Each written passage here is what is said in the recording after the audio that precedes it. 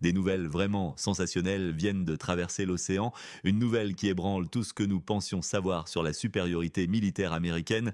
Imaginez deux missiles SM-6, fleurons de la marine américaine, échouent complètement lors d'un test crucial, mais ce n'est que la partie visible de l'iceberg. Le Pentagone lui-même admet quelque chose d'inimaginable. La Russie pourrait être derrière cet échec spectaculaire. À moins de 2 kilomètres des eaux territoriales américaines, le navire de renseignement russe Karelia observait une coïncidence. Le Pentagone ne le pense pas. Ces missiles, censés intercepter une cible balistique, ont échoué au moment précis où le navire russe était au plus proche. Mais voici ce qui est vraiment inquiétant. Ces échecs pourraient révéler une vulnérabilité catastrophique dans le système de défense occidental. Si la Russie peut effectivement paralyser les missiles américains par guerre électronique, comme le suggèrent les rapports officiels, nous assistons à un changement radical dans l'équilibre des forces mondiales.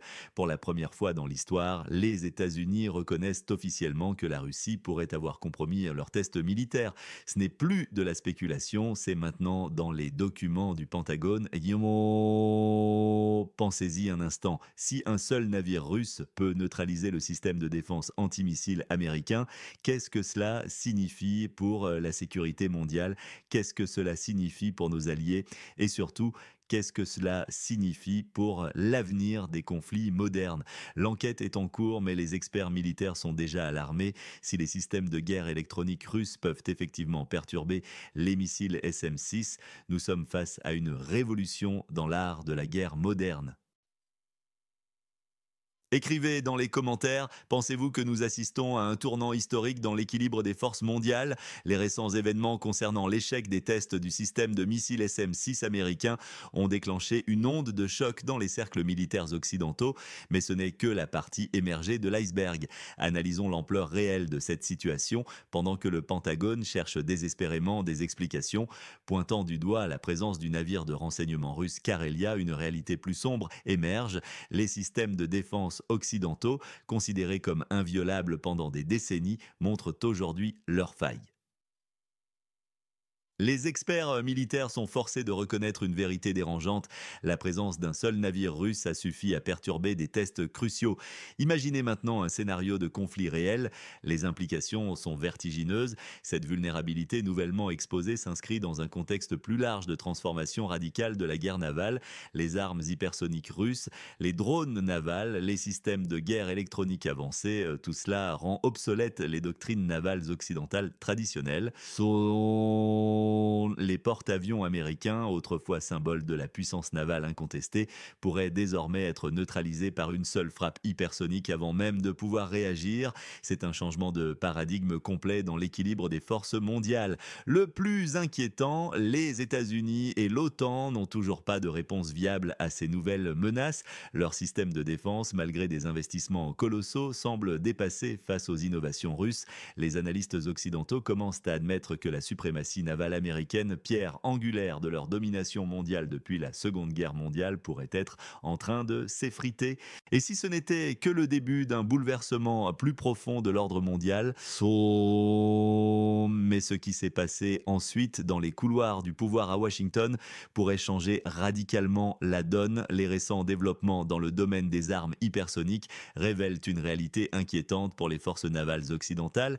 Actuellement, parmi tous les alliés occidentaux, des États-Unis au Japon, un seul système hypersonique est en phase de test limité et il n'est même pas conçu pour cibler des objectifs maritimes. La situation est d'autant plus préoccupante que même les nations possédant des capacités hypersoniques font face à un défi majeur, l'impossibilité d'intercepter ces missiles.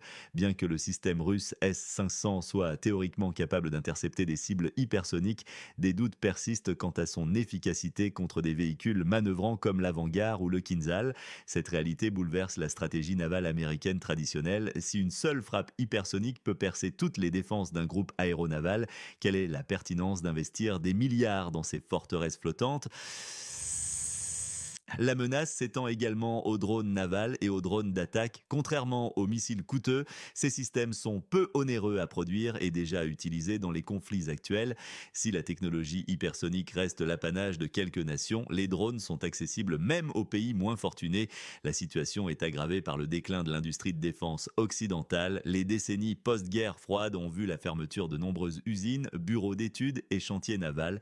Aujourd'hui, les forces armées font face à un double défi: développer de nouveaux concepts d'armement tout en reconstruisant une base industrielle perdue. L'Occident se trouve donc dans une position délicate, confronté à des menaces évoluant plus rapidement que ses capacités de défense. La domination navale, pilier historique de la puissance occidentale, est remise en question comme jamais auparavant. Qu'en pensez-vous? La suprématie navale occidentale est-elle vraiment menacée? Partagez votre analyse dans les commentaires. Bonjour à tous. Aujourd'hui, nous analysons une situation critique qui reflète les défis majeurs auxquels font face les forces navales occidentales.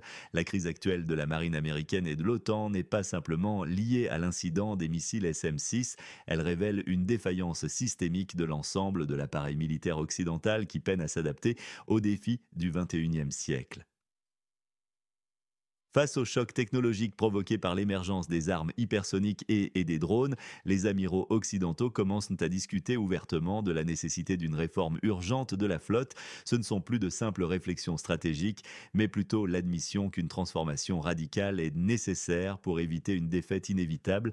L'amiral Nicolas Vaujour, chef d'état-major de la marine française, a déclaré sans ambiguïté que les forces navales ne peuvent plus compter sur des navires conçus pour durer 40 ans.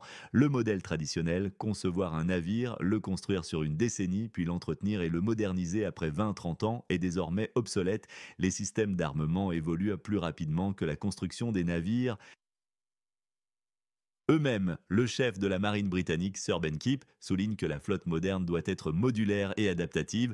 Les armements et les systèmes doivent pouvoir être modifiés rapidement sans nécessiter la construction d'une nouvelle coque. Paradoxalement, ces déclarations contrastent avec les capacités réelles du complexe militaro-industriel occidental. Même en reconnaissant les menaces et en comprenant les mesures nécessaires, l'Occident pourrait manquer de ressources pour les mettre en œuvre. Après la guerre froide, les chantiers navals européens et américains ont été réduits, les ingénieurs licenciés, les investissements arrêtés. La réalité est que les infrastructures pour une construction et une réparation massive n'existent plus, rendant tout plan de modernisation rapide irréalisable dans la pratique. Qu'en pensez-vous? Laissez votre point de vue dans les commentaires. Je crois que mes spectateurs sont réfléchis et intelligents. Je veux connaître votre opinion. Dans l'actualité d'aujourd'hui, nous observons une crise profonde qui dépasse largement les problèmes de la marine américaine. C'est le symptôme d'une désindustrialisation massive qui frappe l'Occident depuis des décennies. Les pays occidentaux ont systématiquement délocalisé leur production, réduit leurs commandes militaires nationales, se concentrant uniquement sur l'exportation et la haute technologie. Cette stratégie révèle maintenant ses failles. Sans industrie lourde, même les solutions les plus innovantes ne peuvent être déployées efficacement. Comment parler de modernisation accélérée quand l'infrastructure de base pour maintenir la flotte existante fait défaut? Les questions s'accumulent. Où trouver la main-d'œuvre qualifiée?